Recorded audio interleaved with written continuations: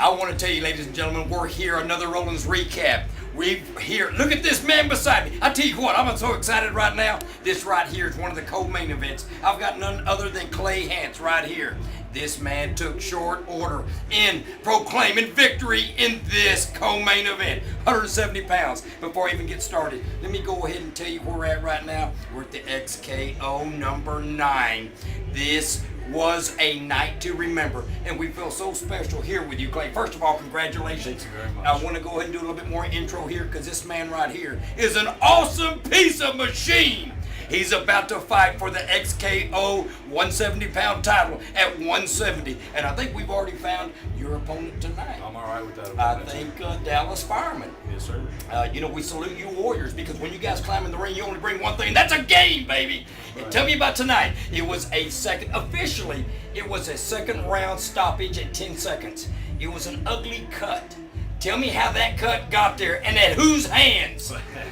Well, the cut really happened by him not posturing up in jiu-jitsu. You're always taught to posture, because you get stuff like short elbows in there. Yeah. And I just pressed off his face, and I heard it pop. I thought I broke his nose, but it turned out to be a monstrous cut. And it didn't affect him at all, actually, which really surprised me. He turned it over on me and took my back and almost choked me out with that last 5 seconds left. It was pretty... Yeah, it was back and forth. It was back and forth. Well, I'll tell you what, that was Kano. Golly, what's that last name? Grigori. Okay, Grigori. He had a 7-2 record. You went ahead and put that down a notch to 7-3. You came in with a 4-3. You live with a 5-3 record now. I'll tell you what, that does not reflect what I saw in here. Well, I appreciate it. Has there been a change in maybe any management, any training, something that has really brought you to the level now of what I saw tonight? And I got a feeling we're not going to see any defeat out of you here in the short Very while. much, I appreciate that. What has changed? Anything? 6 months ago, I moved to Arlington. Actually, I live here in Arlington. I moved here and I train at Octagon MMA in Dallas, right off of 75, where there's A shout out to him. Come on, baby. Let him know. Dallas, Texas. Y'all go by Octagon MMA. It's off of Fitzhugh exit. You turn left on Colon. It's right there, man. You really can't miss it. So come by, see us. I teach a kickboxing class there. Take our MMA class. We got world-class jiu-jitsu with Bruno Bastos, with Novo and Yao, who came from Brazil just to be in Octagon and train with us. And I really owe a lot of my success to Bruno. My love is jiu-jitsu.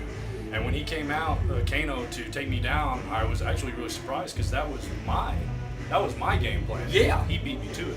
And, Wow. Which I'm more comfortable on my back than I am on my sleep. There's no problem with me. Well, I'm going to tell you, from your back, you threw some vicious elbows, baby. Oh, I saw them. It was boom, boom. You just sat there and he's taking them. How did that feel every time you hit him with that elbow? I only had 2 good solid ones. I caught him on the eye and right above on that nasty cut. They both landed solid. Like I said, I thought I broke his nose, but it turned out better than that, you know. Well, I'm going to tell you, the cut really, for the fight fans out here, for fight fan information, really kind of ran from here to about right here. What we had a stoppage due to, well, I got to just tell you, he couldn't see. It was just running like a dead gum stuck hog, baby.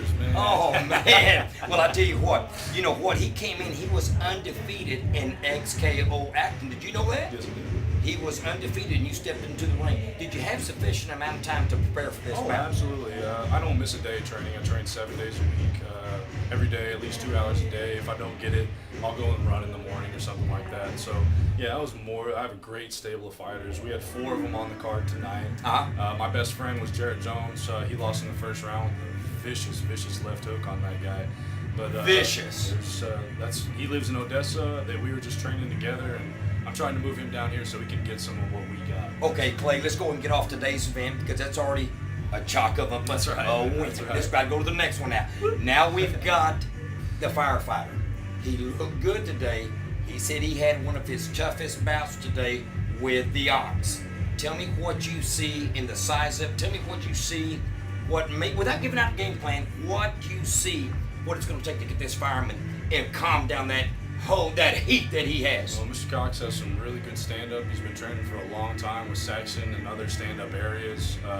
So really, I can stand up and bang with him. It doesn't bother me at all to do that. But like I said, I'm really comfortable on the ground. So I've actually trained with Brian before. He's a great guy. It's really hard to fight someone that you have no animosity towards. I got you. I'm sitting on Right. go kick your ass, and I like you. You know? It's really hard to do. So it's gonna be a fun fight. It's gonna be good for us. Well, Clay, I'm going to give you a little trivia here that you don't know. I used to be the assistant fire chief of Dallas, and I had a very instrumental part of him becoming a Dallas fireman. Oh wow. So you're rooting what? for him. So there is a little bit of what I would say past between Brian and Brad, which you're going to be climbing the ring with Brad. But both of the twins here are Dallas firemen, and I just can't wait to see the action because you know what? As a fight fan myself and the reporter of conduit of information from point A to point B, all I want to see is the equal sign and see what comes out.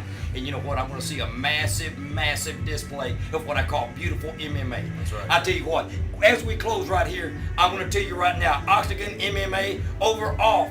What's the address again?